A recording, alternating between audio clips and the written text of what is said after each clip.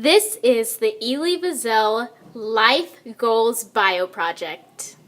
Hello children, I am Elie Wiesel. I'm a survivor of the Holocaust and that event changed my life forever. I am still surprised I made it out alive, so let me tell you my story. Well, I know where you can start. You're liberated from the camp, aren't you? I sure was. The camp that I was at was Buchenwald. It was liberated by an American tank on April 11th, 1945 at 6 p.m. I remember how the tank came speeding towards the camp, and then the American and a few Russian soldiers drove out the Germans. Wasn't the Camp Auschwitz liberated on January 27th of that year? You all are such smart children, and yes, that is right. Most people, including myself, were sent to hospitals or left in Soviet camp once liberated. I remember those dark times of the concentration camps and the mistreatment of the Jewish people. As you kids would say today, it scarred me for life. That time in my life really made me think about my true relationship with God. After years and years of questioning, I finally discovered where the answers lie.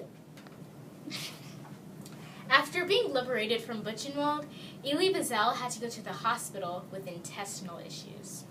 I do not believe what has happened these past years. Perhaps I should write them down. All during the time that Elie was in the hospital, he wrote the outline for the book that would soon become known as Night. It was published 10 years later. I'm so glad to be out of the hospital, but what do I do with my life? I still believe in God, I guess, but I'm dreadfully poor, plus I have no family. Elie Wiesel was so poor and depressed that he even considered committing suicide. Go. Hello, sir. Welcome to the Children's Rescue Society. How can I help you? Hello, Mademoiselle. My name is Elie Wiesel. I've been liberated from Buchenwald after the Holocaust, and I need a place to live. Could I stay here? Sure, sir. Come with me and we'll go get things straightened out. Elie Wiesel spent a few years in the orphanage where he started to get his life back together. And while he was in France, he even met up with his older sister. Yay. Hey children, unfortunately, Elie Wiesel had to leave for a very important meeting, but luckily we have one of his really good friends, Daryl, here to join us. Come on in, Daryl. Now, Daryl knows a lot about Elie Wiesel, and he's going to tell you a few things about him. So, yay, Daryl. Okay, so he's left me some information. So he wanted to say to you that he had moved on with his life, and he began to realize that he had questions for God and some goals for himself. And he realized that he didn't want another Holocaust to occur, and that he would begin to fight against hatred, racism, and genocide. Daryl, I had a question about something in my notes. Since Elie left, didn't he have to reevaluate the role of God in his life? Well, yes, he was wondering if God was his enemy or his friend. Yeah. And he questioned that if God was his friend, then why would he ever let something like the Holocaust even happen? Hello, I'm so ready to go meet Elie's publisher that published the book Night, so let's go.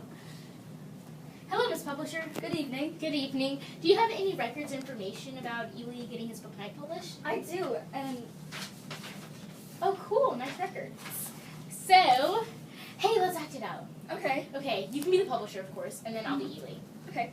Well, Mr. Wiesel, your writings certainly provide an important message that we all need to know, so congratulations on getting your book Night published. Thank you very much, Miss Publisher, especially for helping me shorten it from those 864 pages that were once, and the world was silent. I really want to introduce the theory that I've developed, And what would that theory be? that we need to forgive God for what has happened and not be angry at him. I even remember an old friend of mine who told me something that would change my life forever. It was a boy named Moish the Beetle. He said that when we question God, we can find the answers deep within ourselves. That's really cool. Hey, do you have a copy of the book? I do. Wow. What a nice book. Oh my gosh, Daryl, I had such a fun time with the publisher and I got so many notes. But anyway, one more thing that I want to know are some achievements of his.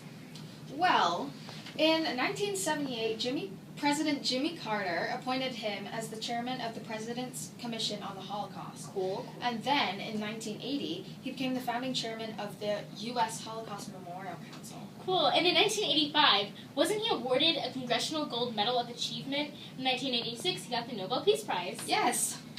Oh, and one other thing that he wanted to add was that he had one main goal in life. Yeah. And that was to make sure that the Holocaust would not happen again, and that the world would not remain silent about mistreatment.